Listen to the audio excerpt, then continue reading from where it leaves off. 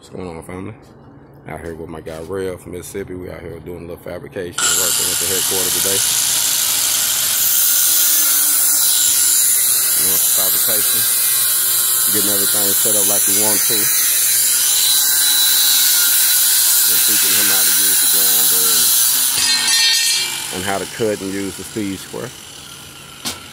Like I said, we got to think outside the box, man. Most definitely got to help our younger generation, man, that's seeking, those who really want some wisdom and some knowledge to take themselves to a different level, man.